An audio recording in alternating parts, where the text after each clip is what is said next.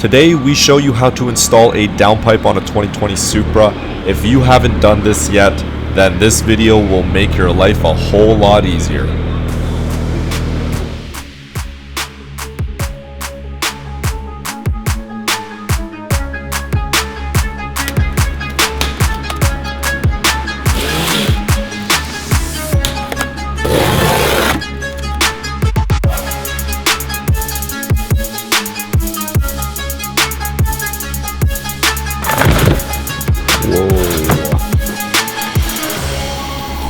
Supra Wagner downpipe. We're gonna get started. Can't wait to finally get a little bit more noise. Downpipes made a nice tone difference on the M4 when we did it, and we're expecting the same here, but this is obviously going to be a very different install because this is only mating up to one turbo. We don't have two turbos, it's only one pipe. Should be quick and easy. Wagner Tuning downpipe for the Supra and some other BMW applications. V-band connection to the turbo. Nice polished finish where the cat housing is. And then it tapers down into a flex pipe. Got a nice plate there, just calling out the part number. And then polished finish all the way to the end. Even this slip joint connector piece here is polished. And then we have a clamp. So it says that it's 18 units. 18 units? For time. 18 time units. Yeah, 18 time units at 5 minutes a unit. That is so German. Why? Now if we flip this onto the other side, we have two bungs. We have a logo from the manufacturer. And then we have a support bracket here. Oh, and if you do this on camera, the flex joint looks like it's made out of alien technology. The interior there of the bung has been smoothed down. So oftentimes when these bungs are being connected and welded on, there's excess metal, and yeah, it's always nice when the manufacturer actually takes care of that. We're gonna pop the trunk so that we can get access to our battery and disconnect it before we get to the install.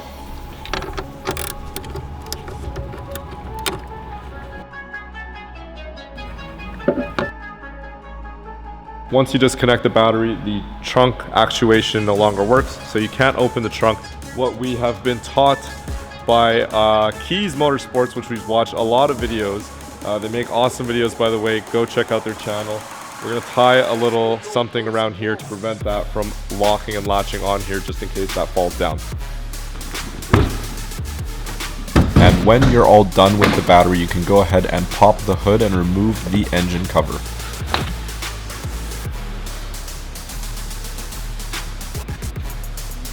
Alright, so next we'll disconnect the map sensor, remove the air box and the O2 sensors, and then we'll gain access to the V-band on the turbo.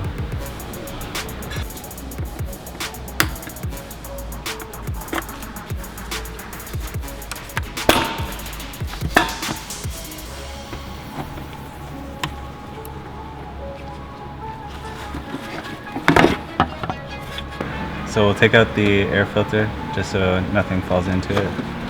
So next we'll remove the lower portion of the airbox, which is just clipped into the chassis. So with the airbox off, we have pretty good access to the downpipe and pretty much everything on the turbo. The next step would be to disconnect the two O2 sensors, which are just right here, and unclip them from the various brackets.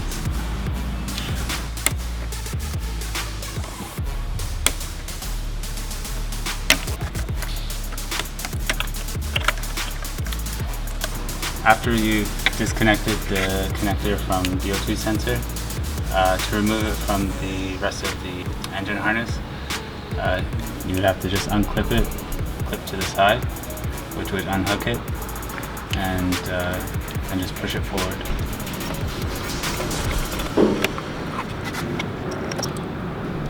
You would want to push the connectors to the bottom where the downpipe is, as the downpipe will be removed from underneath the vehicle. Right, So next you'll need a 13 mil socket on a ratchet to remove the bolt from the V-band on the turbo. So the V-band, once you get the bolt out, is on there fairly tight. It takes a little bit of work and some patience to get it out. Now cut the James swearing. So once the V-band is up, next you'll move to the bracket holding the downpipe on. And again, it's two 13 millimeter nuts. And you could either remove them from up top or from below. So today we'll remove them from up top. And these will be reused on installing the new downpipe. Now we're underneath the car, and the first thing we'll do is loosen this exhaust clamp here, which will let us separate the downpipe from the rest of the catback exhaust.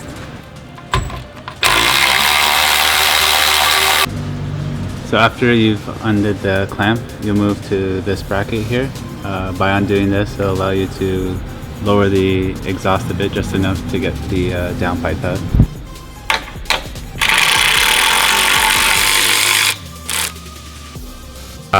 What I would recommend is disconnecting the downpipe from the turbo first and removing it off the support bracket, and then removing the downpipe by pushing forward on the downpipe. It will require quite a bit of working with the downpipe, as the slip joint is pretty tight.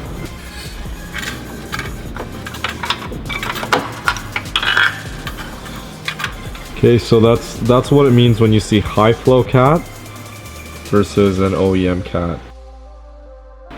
I recognize this bottle. I have the same bottle. Does anybody know what this is? If you do, comment below. It is.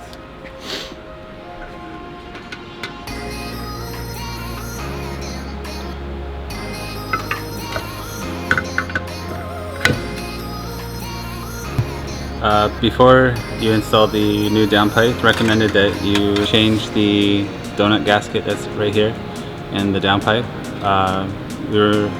Because of the mileage of our Supra, we were able to reuse this gasket, but I'd recommend replacing it. When putting in the new downpipe, because of this two-piece design, I found it a lot easier to install by slipping this adapter cup first into the OEM exhaust, and then it was fairly easy to slide the new downpipe in. It's in your pocket, James. V-band. V-band.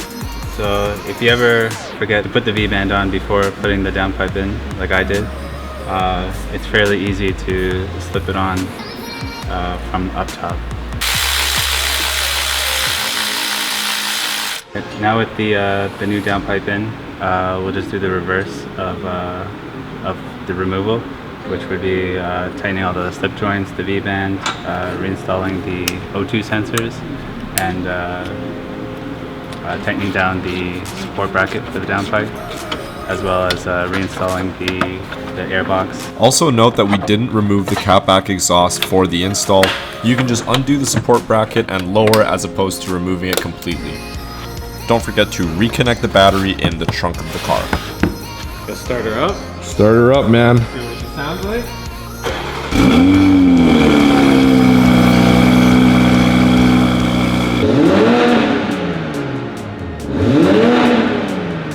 It's so quiet still. That's quiet to you. Yeah.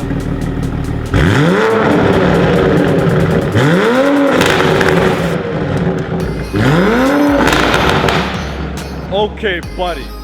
What are you saying? What are you saying? You're not even back here, okay? Something happened, it just got louder. Yeah. It's break-in period. Jesus.